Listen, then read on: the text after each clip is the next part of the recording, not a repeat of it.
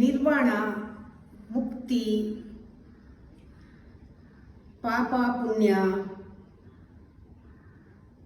ಸ್ವರ್ಗ ನರಕ, ಕರ್ಮ ಇವೆಲ್ಲ ಪದಗಳನ್ನು ನಮ್ಮ ಡಿಕ್ಷನರಿಯಿಂದ ತೆಗೆದು ಆಚೆಗೆ ಹಾಕ್ಬಿಡೋಣ.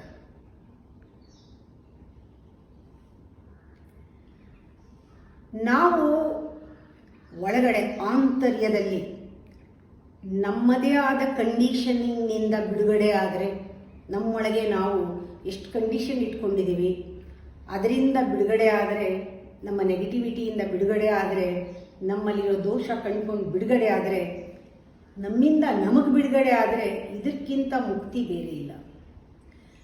ನಮ್ಮಲ್ಲಿ ಆ ಬಿಡುಗಡೆ ಮುಕ್ತಿಯಿಂದ ನಾವು ಮಾಡಿದ್ದೆಲ್ಲ ಕೆಲಸ ಬಿಡುಗಡೆಯಿಂದ ಮಾಡಿದ್ದು ಪುಣ್ಯವೇ, ಪುಣ್ಯದ ಕೆಲಸನೇ. ನಮ್ಮ ಕರ್ಮಗಳೆಲ್ಲ ಬಿಡುಗಡೆ ಆಗುತ್ತೆ ಆ ಪುಣ್ಯದ ಕೆಲಸದಿಂದ. ಸ್ವರ್ಗ ನಾವಿರೋ ಕಡೆನೇ ಇಲ್ಲೇ ಸೃಷ್ಟಿ ಮಾಡ್ಬೋದು.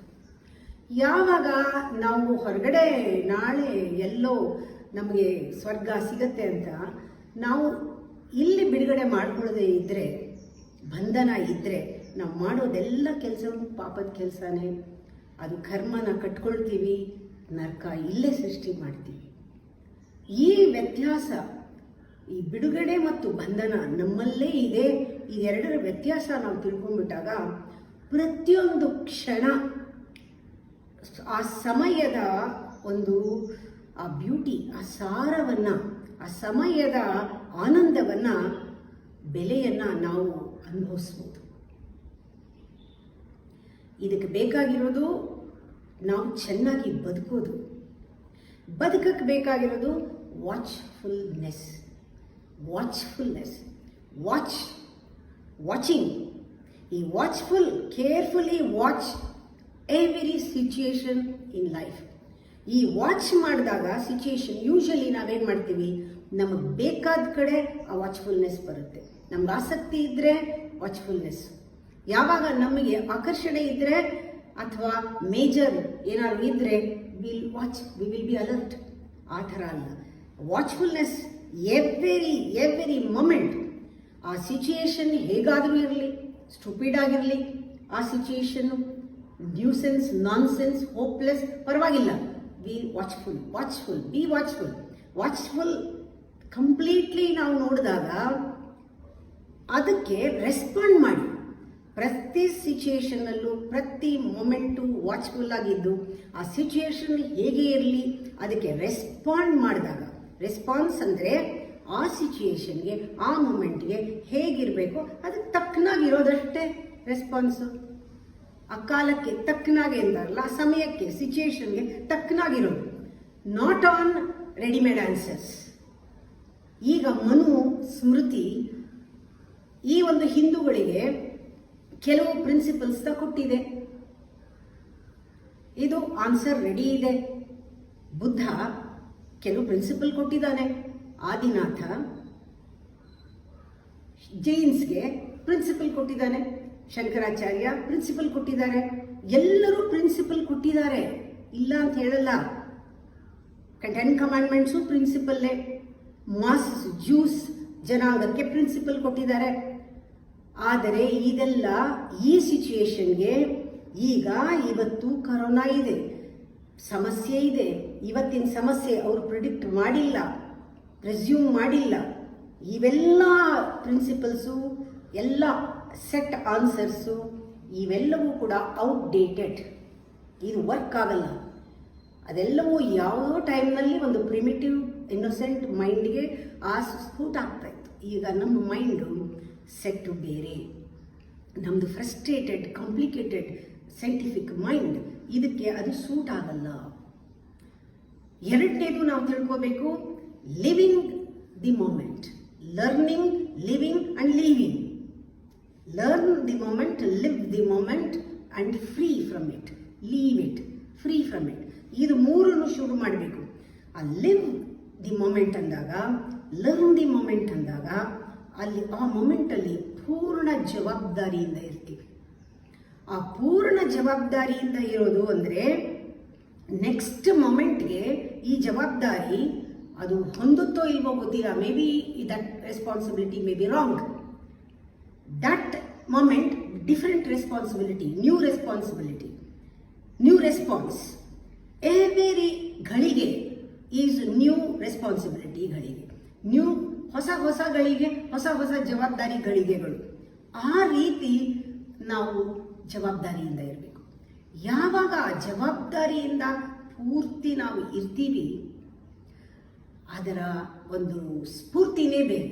ಆ ಜವಾಬ್ದಾರಿಯಿಂದ ಇದ್ದ ತಕ್ಷಣ ಆ ಸ್ಫೂರ್ತಿನೇ ಬೇರೆ. ಆ ಲೈಫ್ನ ನಾವು ಹೇಳ್ತೀವಿ ಇಟ್ ಈಸ್ ಫ್ಲೋಯಿಂಗ್ ಅಂತ, ಲೈಫ್ ಫ್ಲೋಯಿಂಗ್ ಅಂತ. ಆ ಸ್ಫೂರ್ತಿ, ಆ ಬ್ಯೂಟಿನೇ ಬೇರೆ. ನಾವು ಜವಾಬ್ದಾರಿ ಬದಲಾಗ್ತಾ ಇದ್ದೆ ನಾವು ಕನ್ಸಿಸ್ಟೆಂಟ್ ಆಗಿರೋಕ್ಕಾಗಲ್ಲ. ಡೋಂಟ್ ವರಿ, ನಾವು ಕನ್ಸಿಸ್ಟೆಂಟ್ ಆಗಿದ್ಬಿಟ್ರೆ that is the static point.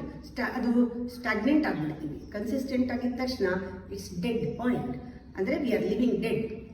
Inconsistency ಇರಬೇಕು. Take life with all its inconsistency. ಅದು ಬ್ಯೂಟಿ. ಆ ಇನ್ಕನ್ಸಿಸ್ಟೆನ್ಸಿ ಇದ್ದಾಗ ಲೈಫ್ನ ಹಾಗೆ ತಗೊಂಡಾಗ we don't refer to the past ಅನ್ನು ರೆಫರ್ ಮಾಡಲ್ಲ.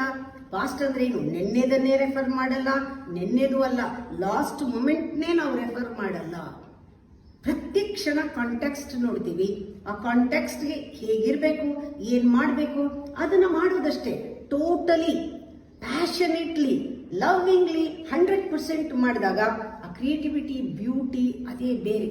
ನೋಡಿ, ಇವಾಗ ಈ ಸಿಚುಯೇಷನ್ ನಂದೇ ಉದಾಹರಣೆ ಕೊಡ್ತೀನಿ. ಸಡನ್ ಆಗಿ ನನ್ನ ಹೀರೋಗಳು, ಹೀರೋಯಿನ್ನು, ನಾನು ಯಾರು ಫ್ಯಾನ್ ಆಗಿದ್ದೆ ಎಲ್ಲರೂ ಬದಲಾಗ್ಬಿಟ್ರು. ಇವಾಗ ವಿವೇಕಾನಂದ ಇರಲಿ, ಶ್ರೀಧರಸ್ವಾಮಿಗಳಿರಲಿ, ಅಮಿತಾಬ್ ಬಚ್ಚನ್ ಇರಲಿ, ಯಾರಿಲ್ಲ.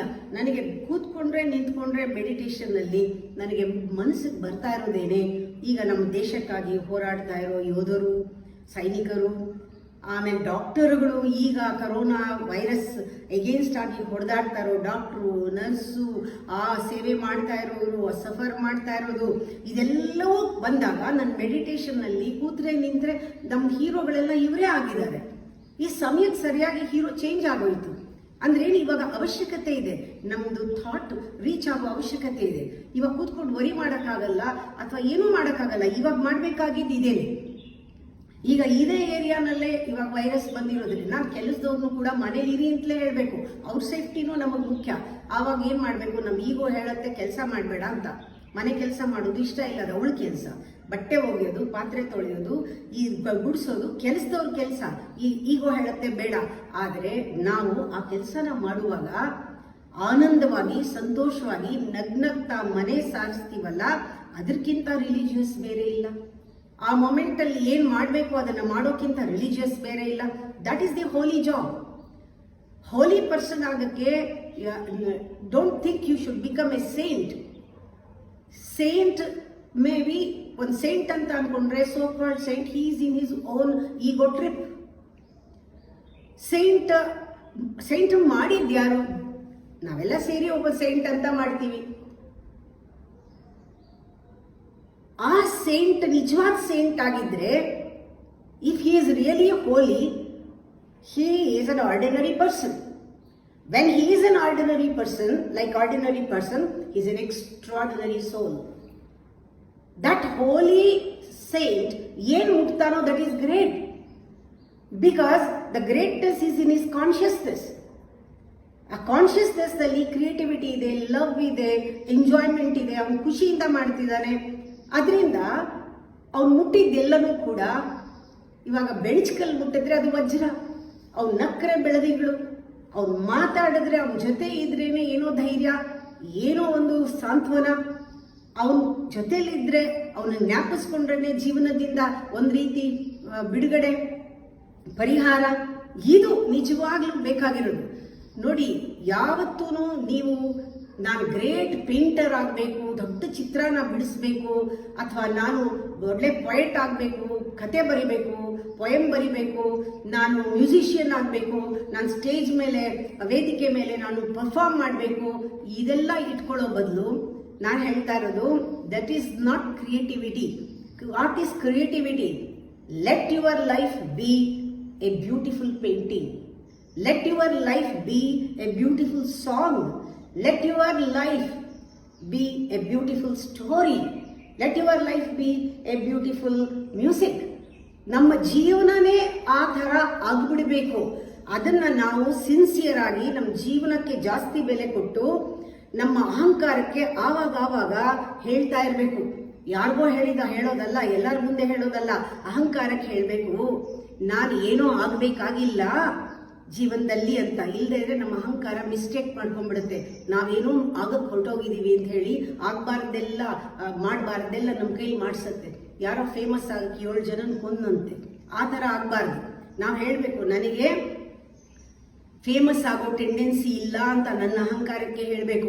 ಫೇಮಸ್ ಆಗೋ ಟೆಂಡೆನ್ಸಿ ಇಲ್ಲ, ಯಾರ ಕಾಲು ಎಳೆಯೋ ಟೆಂಡೆನ್ಸಿನೂ ಇಲ್ಲ, ಯಾರ ಜೊತೆ ಕಂಪೇರ್ ಮಾಡ್ಕೊಳ್ಳೋ ಟೆಂಡೆನ್ಸಿನೂ ಇಲ್ಲ, ನಾನು ಯಾರನ್ನೂ ಇಮಿಟೇಟೂ ಮಾಡಲ್ಲ, ನಾನು ಈ ಸೈಜ್ ಲೈಫ್ ಸೈಜೇ ಸಾಕು, ಇದಕ್ಕಿಂತ ದೊಡ್ಡದಾಗಲ್ಲ ನಾನು.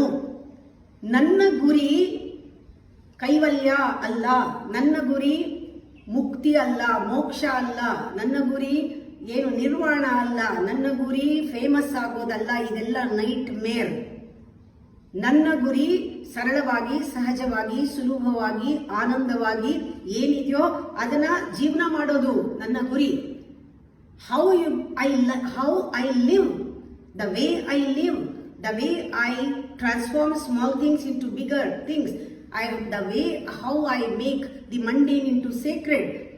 ಯಾವ ರೀತಿ ನಾನು ಕಮಿಟ್ಮೆಂಟ್ ತೊಗೊಳ್ತೀನಿ, ಯಾವ ರೀತಿ ರೆಸ್ಪಾನ್ಸಿಬಿಲಿಟಿ ತೊಗೊಳ್ತೀನಿ, ಯಾವ ರೀತಿ ಫೇಸ್ ಮಾಡ್ತೀನಿ, ಆಕ್ಸೆಪ್ಟ್ ಮಾಡ್ತೀನಿ, ಯಾವ ರೀತಿ ನನ್ನ ರೋಲ್ನ ಪ್ಲೇ ಮಾಡ್ತೀನಿ, ಯಾವುದಕ್ಕೂ ಅಂಟ್ಕೊಳ್ಳದೆ ನಾನು ಯಾವ ರೀತಿ ವಿವೇಕದಲ್ಲಿ ಬದುಕ್ತೀನಿ, ದಟ್ ಈಸ್ ರಿಯಲ್ ವಿವೇಕ, ರಿಯಲ್ ನಿರ್ವಾಣ, ರಿಯಲ್ ಮುಕ್ತಿ, ರಿಯಲ್ ಧರ್ಮ. ಅದು ನಮ್ಮ ಅಹಂಕಾರಕ್ಕೆ ಅದನ್ನ ನಾವು ಎಚ್ಚರ ಕೊಟ್ಟು ಹೇಳೋ ಹಂಗೆ ಹೇಳಬೇಕು. ಇದು ನಿರ್ವಾಣ ಅಂತ ಹೇಳಬೇಕು. ಇದೇ ನಿರ್ವಾಣ. ವಾಟ್ ಈಸ್ ನಿರ್ವಾಣ? ನಿರ್ವಾಣ ಇವಾಗ ನಮ್ಮದೇ ಒಂದು ಜೀವನ ಧರ್ಮ ಆಯಿತು. ನಿರ್ಮಾಣ ಮುಕ್ತಿ ಅಂದ್ರೆ ಏನು? ನಮ್ಮ ಒಳಗಡೆನೆ ಬಿಡುಗಡೆ ಆಯಿತು. It is a way to live alertly. Living alertly is ನಿರ್ವಾಣ. When we live alertly, our life is full of light, luminous. I am not questioning Krishna or Buddha. ಅವ್ರ ಬಗ್ಗೆ ಪ್ರಶ್ನೆ ಮಾಡ್ತಿಲ್ಲ ಅಥವಾ ಅವ್ರ ಜೊತೆ ಕಂಪೇರ್ ಮಾಡ್ತಿಲ್ಲ. ನಮಗೂ ಆ ರೀತಿ ಇರೋಕ್ ಆಗತ್ತೆ ಯಾವಾಗ ನಾವು ನಮ್ಮ ಅಹಂಕಾರ ಹ್ಯಾಂಕರ್ ಮಾಡೋದಿಲ್ಲ, ನಾವು ಯಾವಾಗ ಅಹಂಕಾರನ ಫಾಲೋ ಮಾಡಲ್ಲ, ಯಾವಾಗ ನಾವು ಅಹಂಕಾರನ ಮಾತು ಕೇಳೋದಿಲ್ಲ, ಆಗ ನಮ್ಮ ಜೀವನನೂ ಆ ರೀತಿ ಆಗತ್ತೆ. ನಮ್ಮ ಜೀವನ ಹೇಗಿರ್ಬೇಕು? ಯಾವಾಗಲೂ ಕ್ರಿಯೇಟಿವ್ ಮೂಡಲ್ಲಿ ಇರಬೇಕು. Always B in the spirit of creating things. Spirit of creating things, ಆ ಮೂಡ್ ಟು ಕ್ರಿಯೇಟ್ ಇದೆಯಲ್ಲ, ಇದು ನಮಗೆ ಜೀವನದಲ್ಲಿ ಒಂದು ಹೊಸ ಟೇಸ್ಟ್ ಕೊಡುತ್ತೆ. ಆ ಹೊಸ ಟೇಸ್ಟ್, ಅಭಿರುಚಿ, ಜೀವನ ಅಂದ್ರೆ ಜೀವನದ ರುಚಿ. And also the intensity of life ಗೊತ್ತಾಗೋದು ಬದುಕಿದಾಗ 100% ಜೀವಂತವಾದ ಈ ಕ್ಷಣದಲ್ಲಿ. ದಟ್ ಇಂಟೆನ್ಸಿಟಿ ಆಫ್ ಲೈಫ್ ಅಂದ್ರೆ ಸಾಂದ್ರತೆ, ಜೀವನದ ಸಾಂದ್ರತೆ, ಜೀವನದ ಆಳ, ಜೀವನದ ಪರಿಪೂರ್ಣತೆ, ಟೋಟಾಲಿಟಿ, ಡೆಪ್ತ್ ಅಂಡ್ ಆ ಇಂಟೆನ್ಸಿಟಿ ಮತ್ತೆ ಟೇಸ್ಟ್ ಗೊತ್ತಾಗಬೇಕಾದ್ರೆ we should be always in the spirit of creating things. ಈ ಮೊಮೆಂಟ್ ಅಲ್ಲಿ ಕ್ರಿಯೇಟಿವಿಟಿ ಸಾಧ್ಯ. ಪಾಸ್ಟ್ ಅಲ್ಲಾಗಲ್ಲ, ಫ್ಯೂಚರ್ನಲ್ಲಾಗಲ್ಲ.